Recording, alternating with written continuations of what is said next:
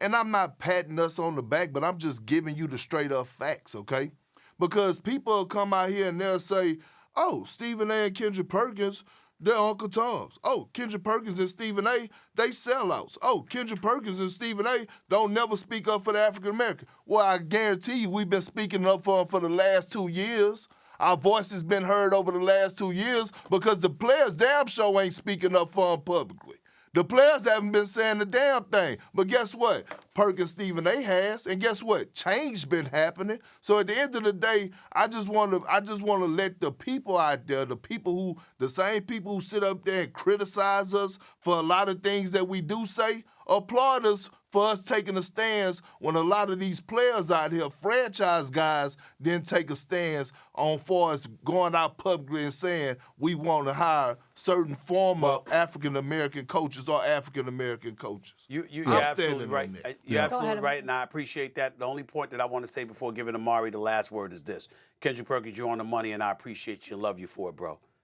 But I never give a damn about those applause. I don't give a damn if they don't applaud me or not. They can kiss off.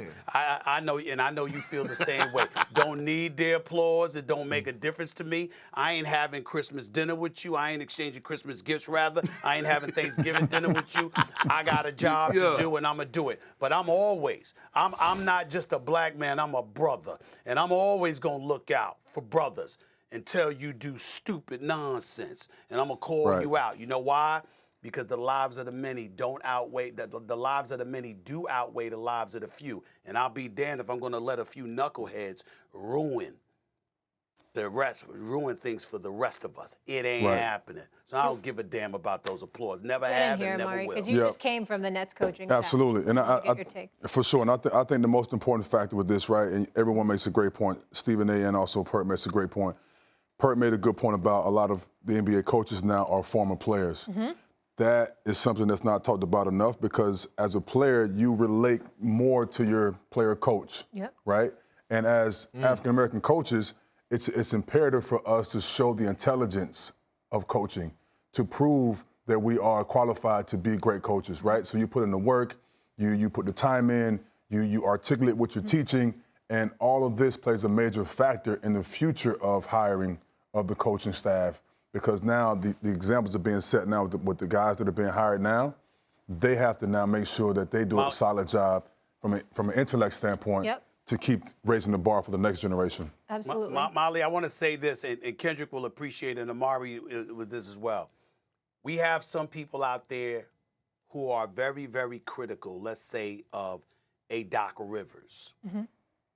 No one, very few, I should say no one, very few people realize what this man has done to create opportunities for other African-American coaches. This man speaks up, he speaks out, and he represents things from an organizational standpoint that says black men can be leaders too, which we always have known. And Monty Williams has taken the bull by the horn, and he does the same, along with various other coaches. They're not the only ones. But those two really stand out in my mind, especially Doc Rivers, because he's been around coaching for over 22 years. And what he's had to go through and the battles that he fights to make sure that other African Americans on the come up are going to get their opportunity, even if it may cost him one, he has been willing to do. People do not give that man nearly as much credit as he deserves for how thoughtful he is in looking out for his brethren. They really don't.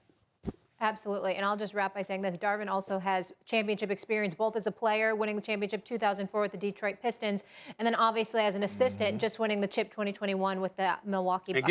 And give Budenholzer credit, too, because Budenholzer, obviously, he spoke up for Darvin Ham, which goes a long way. He's a championship. He's a white coach and looked out for this guy that worked under him to help give him that opportunity. Let's give him credit and people like David Griffin in New Orleans. He didn't have to hire Willie Green, but he did it.